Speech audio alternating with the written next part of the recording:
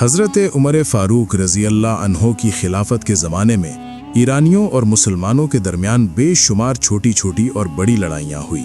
उस ज़माने में ईरानी आग की पूजा करते थे, जबकि मुसलमान अल्लाह के सिवा किसी और की इबादत करने को बहुत बड़ा गुनाह समझते थे।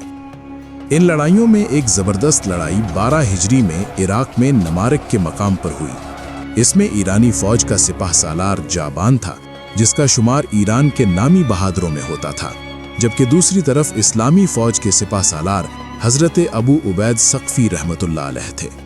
इनका शुमार उन बुज़ुर्गों में होता है जो रसूल पाक सल्लल्लाहु अलैहि वसल्लम के मुबारक ज़माने में ही इस्लाम कबूल कर चुके थे, मगर किसी वजह से आप सल्लल्लाहु अलैहि वसल्लम की खिदमत में हाजिर न हो सके थे।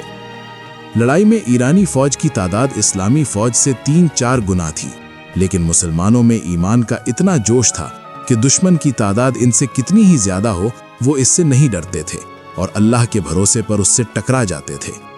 ईरानियों ने इस्लामी फ़ौज पर बड़े ज़ोर का हमला किया, लेकिन मुसलमान उनके सामने पहाड़ की तरह जमे रहे और फिर उन्होंने ऐसा ज़बरदस्त जवाबी हमला किया कि ईरानियों के कदम उखड़ गए।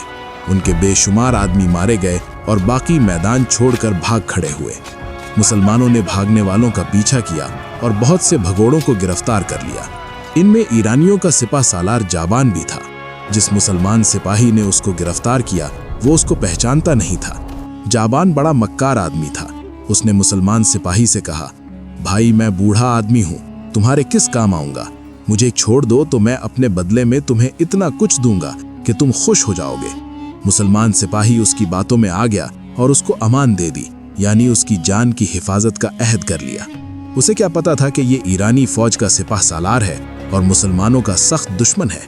फिर वो उसे साथ लेकर अपने सिपाह सालार हज़रत अबू उबैद के खैमे में गया ताकि उनके सामने अपने अहद को पूरा कर सके। इसी असना में लोगों ने जाबान को पहचान लिया और उन्होंने गुल मचा दिया कि ये ईरानी फ़ौज का सिपाह सालार है, उसको बचकर नहीं जाना चाहिए। हज़रत अबू उबैद रहमतुल्लाह अलैह ने उनकी बातें सुनी तो उन्होंने ललकार कर कहा, इस्लाम में अहद तोड़ना किसी सूरत में जायज़ नहीं। एक मुसलमान जाबान को अमान दे चुका है, अब उसे कत्ल नहीं किया जा सकता। हम सब पर अब उसका खून हराम है। अपने सिपाह सालार का हुक्म सुनकर सब लोग खामोश हो गए और जाबान को ना सिर्फ छोड़ दिया गया बल्कि हिफाजत के साथ ऐसी जगह पहुंचा दिया गया जहां उसकी जान को कोई खतरा न था।